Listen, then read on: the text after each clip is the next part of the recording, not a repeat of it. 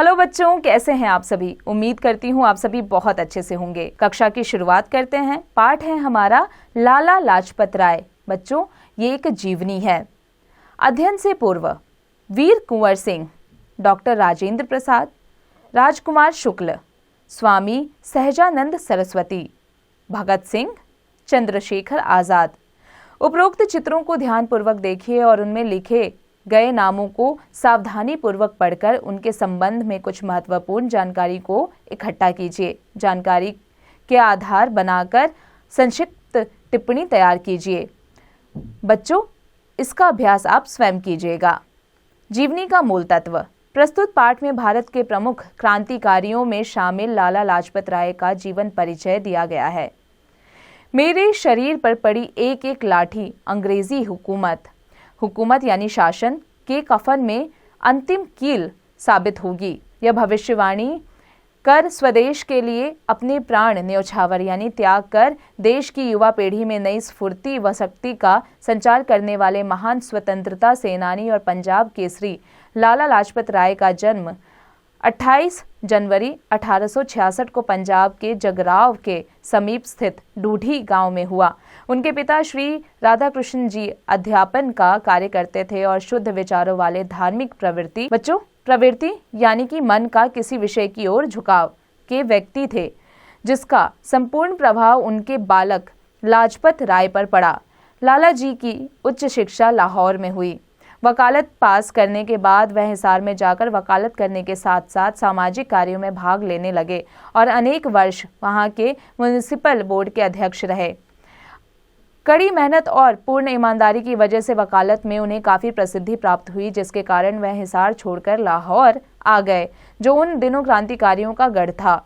यहाँ पहुंचकर भी वह अपने उच्च चरित्र तथा दयालु स्वभाव के कारण सदैव गरीब, पिछड़ों और जरूरतमंदों की मदद के लिए आगे रहे। बंगाल में पड़े भयंकर अकाल में लोगों की मदद के लिए उन्होंने गांव-गांव घूमकर धन इकट्ठा किया।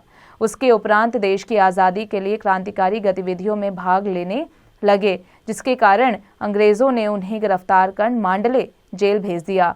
वहां से छूटने के बाद 1914 में कांग्रेस के एक डेप्यूटेशन यानी प्रतिनिधि मंडल में इंग्लैंड गए और वहां से जापान चले गए।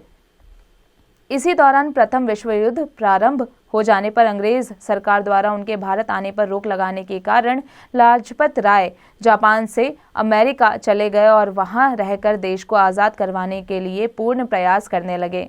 प्रथम विश्व युद्ध की समाप्ति पर भारत लौटकर उन्होंने उन दिनों चल रहे असहयोग आंदोलन में सक्रियता से भाग लिया तथा कांग्रेस में वरिष्ठ यानी कि श्रेष्ठ नेता के रूप में स्थान बनाया एवं कोलकाता कांग्रेस अधिवेशन में अध्यक्ष चुने गए। लाहौर आकर फिर से देश को आजाद करवाने के लिए पूरी तरह से सक्रिय हो गए।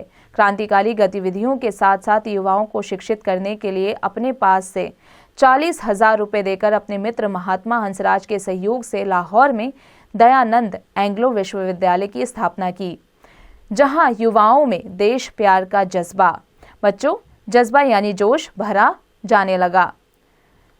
लालाजी सदैव ही अंग्रेजों की दमनकारी नीतियों का विरोध बहुत जोश से करते थे और यही कारण था कि 1928 में देशवासियों पर काला कानून लादने की अंग्रेजों की कोशिश का लाहौर में विरोध का 64 वर्षीय लालाजी ने स्वयं नेतृत्व यानी अगुवाई करने का फैसला किया। 30 अक्टूबर के दिन साइमन कमीशन के लाहौर पहुंचने पर लालाजी के नेतृत्व में हजारों देशवासियों ने बहुत बड़ा जुलूस निकाला।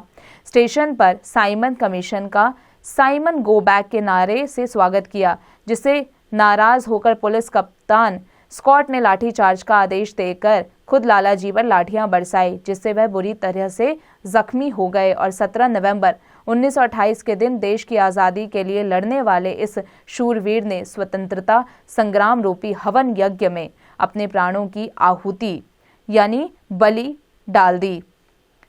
इन्हीं जैसे महान क्रांतिकारियों के बलिदानों की बदौलत आज हम आज़ादी के मीठे फल चख रहे हैं।